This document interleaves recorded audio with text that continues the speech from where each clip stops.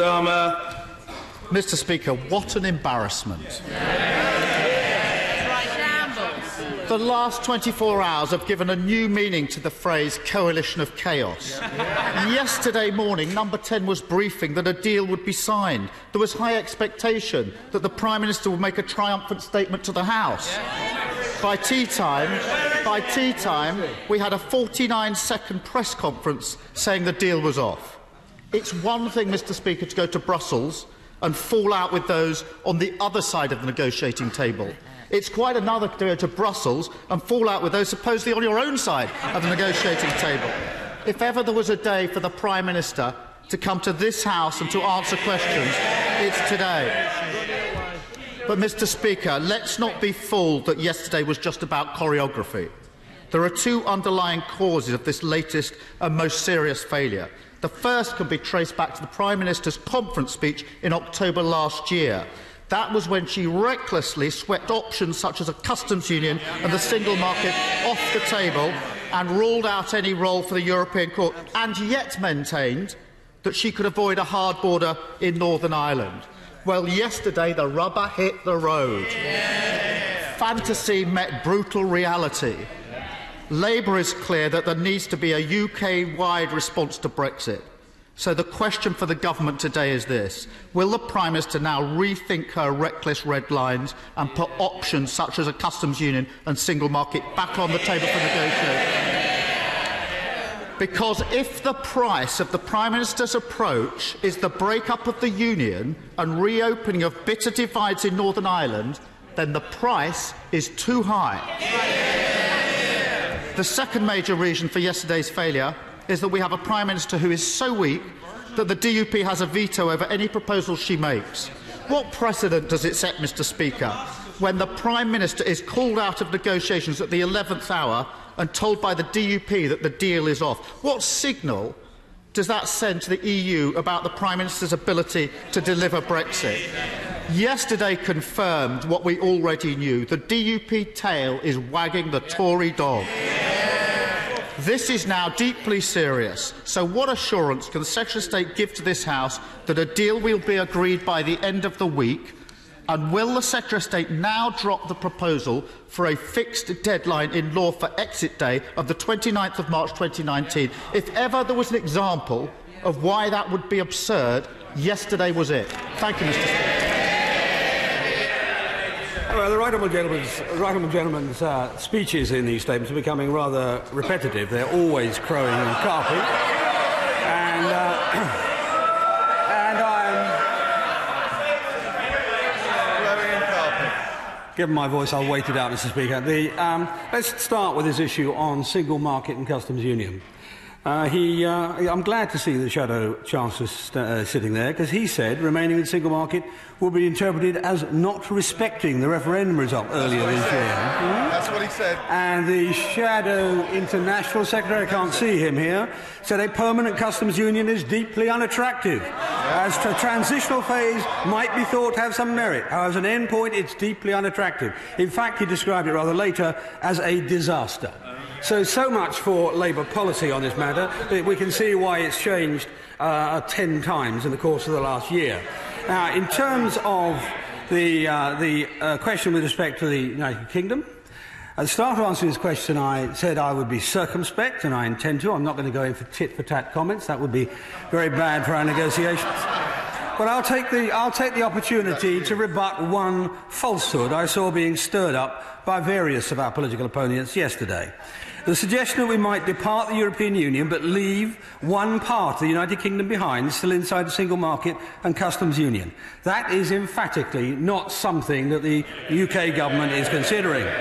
So when the First Minister of Wales complains about it, or the First Minister of Scotland says there's a reason to start banging the tattered drum of independence, or the Mayor of London says it justifies a hard border around the M25, I say they're making a foolish mistake. No UK government would allow such a thing, let alone a Conservative and Unionist one. Sir William Cash. Would my right honourable friend appreciate that whether it is in relation to regulatory alignment in Northern Ireland or in relation to citizens' rights in respect of these negotiations, there is a serious danger that the European Court of Justice will get itself into every nook and cranny. That there is no way in which it can be contained under Article 344 of the treaty, or for that matter, in relation to the whole question of interpretation of all the matters I've just referred to. My old friend, who's a long history of wisdom in this subject, is wisdom. He saw it before most of you did. He has a long history of this subject. And he explains really very better than I could why we said no divergence is a bad option. Peter Grant. Thank you, Mr. Speaker. On reflection, I think I prefer the phrase "the rubber has hit the road" to the phrase I was going to use to describe yesterday's fiasco. It's no surprise that the leadership contenders are now circling around the Prime Minister, and I can reveal that there is a vacancy coming up because the Prime Minister is today being interviewed for the job of Scotland football manager for her fantastic ability to snatch defeat from the jaws of victory to very good use. Mr. Speaker, a government who said they would bring sovereignty back to Parliament is now being controlled by someone who is not even a member of this Parliament. A government that refuses to give Parliament any say in the development of the negotiating position is now letting that negotiating position be dictated by the leader of a minority Parliament in the smallest of the four nations of this Union. I couldn't put it better than the Shadow Minister has said. What a shambles, what a complete mess.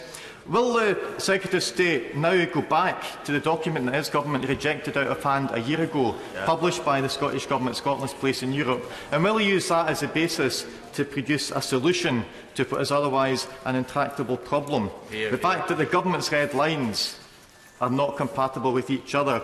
The conclusion of the Brexit Select Committee only last week is that we were unable to see how it's possible to reconcile leaving the customs union with avoiding a border in Northern Ireland or between Northern Ireland and the Republic. Will the Secretary of State go back to that paper and use it as a basis for reopening negotiations? Order. I think the honourable gentleman has concluded his remarks. Well, the problem is the honourable gentleman had taken 1.5 minutes plus, and there is huge pressure on time, so I think we must now proceed. Yes, it's only fair, seeing as I allowed him to blurt it out, to allow the Secretary of State briefly to answer. Yes, indeed. Very briefly. Firstly, I was very surprised at him, of all people, being so dismissive of small nations, in the first instance. Secondly, I'll say to him this, that the document he refers to, the Scottish Government document, was read carefully, and there are elements of it, many elements of it, which are consistent with our negotiating strategy, not least the aim of protecting employment rights. And I really think he should recognise that. Mr. Rowan Patterson. Northern Ireland Statistics and Research Agency states that only 5% of Northern Ireland sales cross the border south, and only 1.6% of the Republic's exports go north. The government paper, confirmed by the head of the HMRC, says this is easily surmountable without a hard border. The Belfast Agreement confirmed Northern Ireland as an integral part of the United Kingdom with standard regulation throughout. We are going to leave the single market and the customs union. Will he confirm that this week the integrity of the United Kingdom comes first, and if necessary, no deal is better than a bad deal? My right honourable friend makes his point well, and I have already confirmed that the integrity of the United Kingdom comes first. This is why we have taken the strategy of saying that the issue of the maintaining a free border, an open border, a frictionless border, is one that's best dealt with in the next phase, in phase 2. Indeed, that's not just my view, it's the view of the Taoiseach, who said on the 20th of August, I think the suggestion that has been made, to a certain extent, is common sense. If we're able to have a trade agreement between the EU and the UK, then of course it will be much easier to sort out issues around any border between Ireland and Northern Ireland. And indeed, I suddenly realised that the right honourable gentleman opposite also said the same thing. To be fair to David Davis, he's right on issues like Northern Ireland. There's only so far you can get before you move to the next phase. If I'm to accommodate a significant number of colleagues, there's a premium upon brevity, which is always brilliantly exemplified by the Right Honourable Gentleman Member for Leeds Central, Mr Hilary Benn. Thank you very much, Mr Speaker. We all hope that the Government finds a form of words that enables the negotiations to move on to phase 2. But doesn't the Government have to realise that the reason there is this problem is because of its decision to leave the Customs Union and the single market? Now, given that the leader of the Scottish Conservatives and the Mayor of London have both suggested that whether it's a convergence or no divergence should be applied to the whole of the United Kingdom, isn't it time for the Government finally to recognise that it needs to make a different decision if it is going to avoid the imposition of a hard border in Northern Ireland? Well, no, I'm afraid, uncharacteristically, he's just wrong about that. As indeed, I just read out the comment from the Taoiseach in August, a comment from his own front bench spokesman on this subject, and the views of other members of his front bench who are completely dismissive of being in the Customs Union in the long run. And they're right, I'm afraid, in this respect. Anna Soubry. Thank you very much, Mr Speaker. Mr.